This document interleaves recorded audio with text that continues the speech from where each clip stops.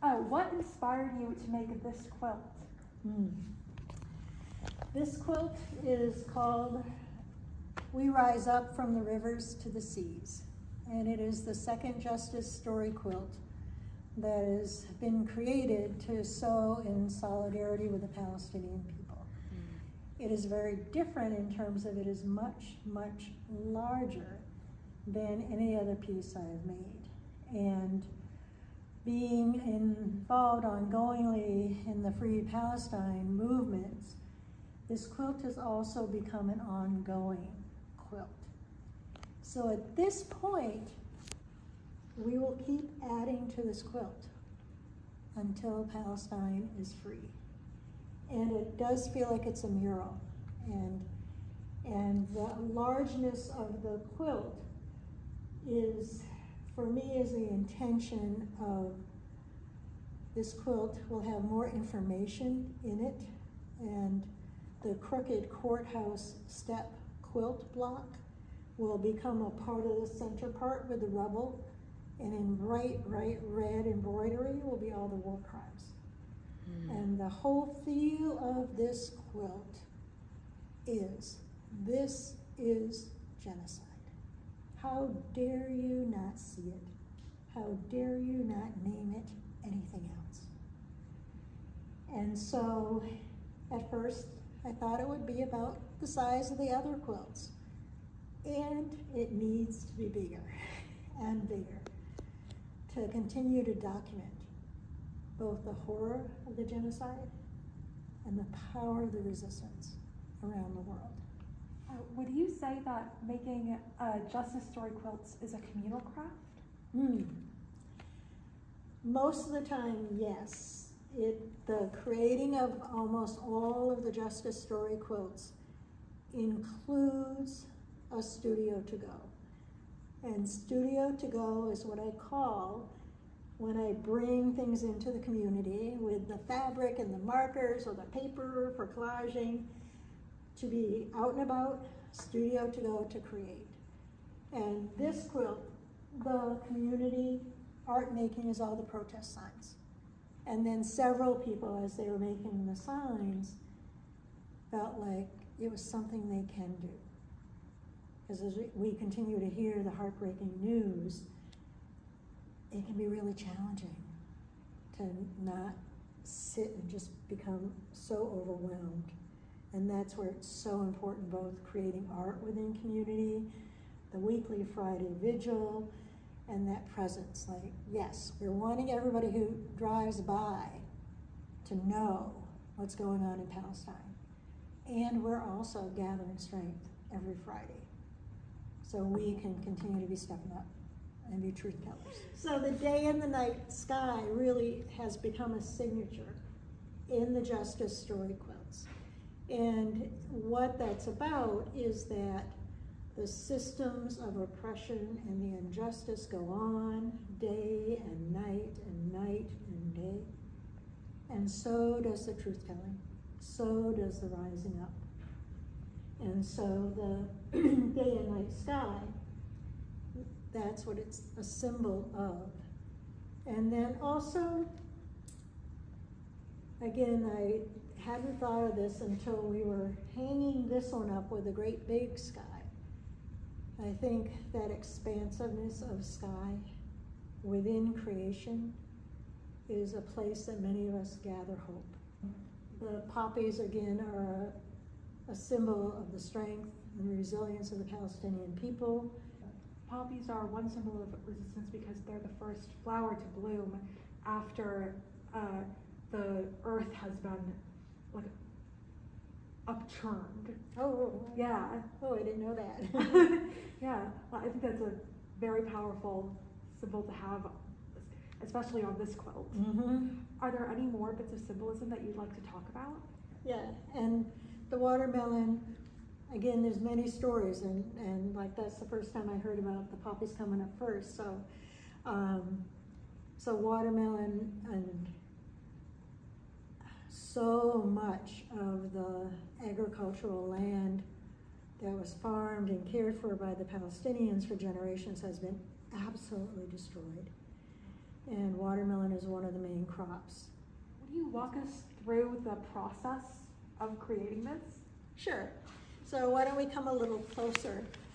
So first is paying attention and watching the news, and especially for this one, I have a whole list of protest signs that I need to put in the studio to go. So listening to the stories and then creating it. The rubble, so I have a small tub that is full of scraps of fabric, these colors. And so I sit at the sewing machine and I collage with the fabric, and usually pieces that are about this big. So it's just real easy to be able to move it around under the machine. And so then I piece those pieces together. So in this quilt, it was the rubble that I was made first. And walking around, having the studio to go with the protest signs, which are just incredible. The truth that is told in these signs. You wish more people asked you about, Ooh. about like this quilt or any of your weavings or any of the other quilts? What I'm appreciating about this exhibit being here long enough is people are being able to ask the questions about the stories. The stories particular to whatever the issue is, and the stories of creating it. What's been the most meaningful part of this process, do you think? I think especially we rise up over and around all fences after George Floyd was murdered in 2020.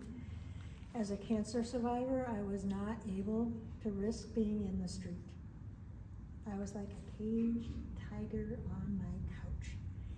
And there are several of us who participated in that show, We Are the Story, a visual response to racism, who needed to stay home for health issues.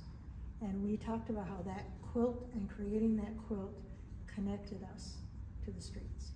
And then it's also incredibly meaningful to be watching and hearing the stories and translating it into the fabric.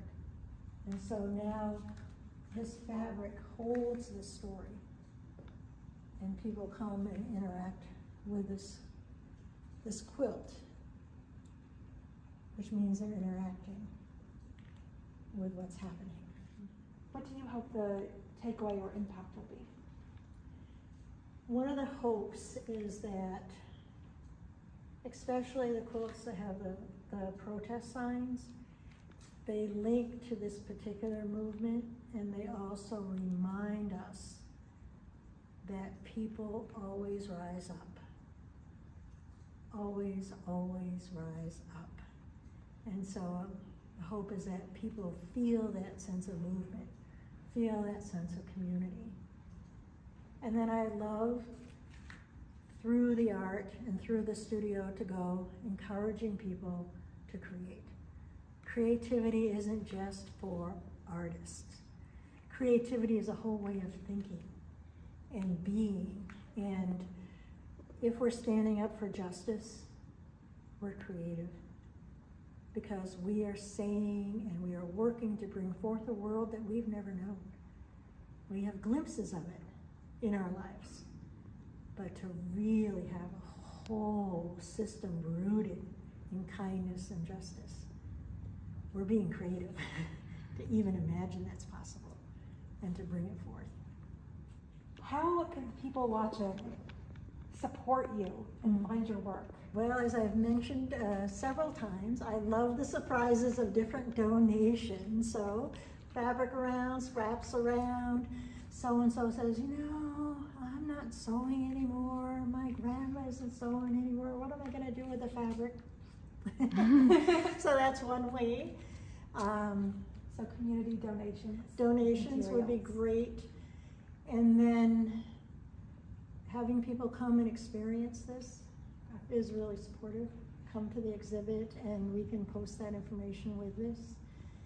And then so much of being an artist is we need to sit down, us and the material and the image, and create. So there is a solitude that is woven into being an artist. And then what I'm imagining, and every time I say this, people go, oh yes, that I don't know, every now and then, artists who have a heart for justice will gather together too. So we can share what we're working on, create art together, and encourage each other. Because justice is so much about community that when we're off, just me and the creating, it feels kind of funny. So to create those places of gatherings. Thank you, Mimi, for a wonderful interview.